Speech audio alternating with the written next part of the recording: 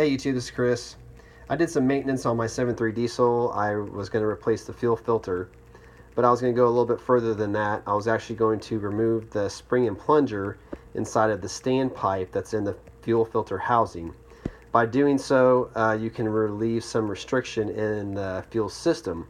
And the main reason for having the spring and plunger in the system is so that you can't run the engine without a fuel filter. So I would never do that, and nobody should ever do that.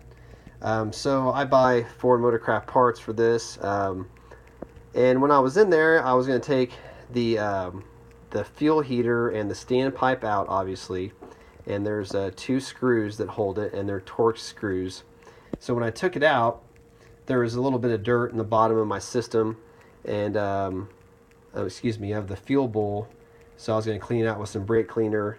So that way when you open up your little petcock on the back of the fuel bowl, so that you can drain it, so that there's full flow there. So when I had it out, I had a little bit of junk in the bottom of the bowl, no big deal. But I started looking at my fuel heater, and this is the main reason for this video, is that this is what the fuel heater looks like. I'm pretty sure this is original. And I was looking at it a little closer, and as you can see, the insulation's all swole up, and actually that's how it looked when I pulled it out. So it swole so much that it actually forced it off the wire and split it on the copper. Well, then I start looking at it a little closer.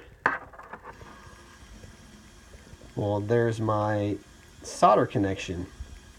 And as you can tell, it's not even connected anymore. So this fuel heater element right here hasn't been working for I have no idea how long. So I went ahead and called O'Reilly's, and they had a Dorman part on hand.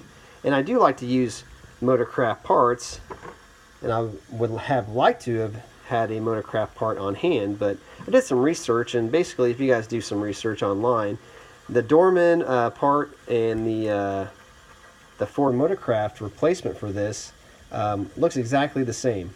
It's not a thin wire like this. It doesn't even have a plate.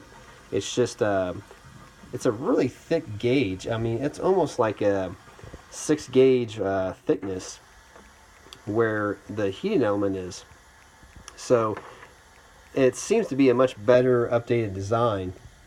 And I'm not a big fan of Dorman parts, but they did have one at O'Reilly's for 53 bucks.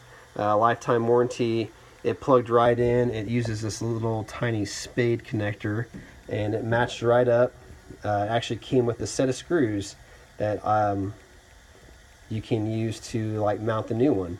So next time you guys change your fuel filter, drain your fuel bowl, and you might take your fuel heater out and have a look at the solder connection, especially if it's this type of design.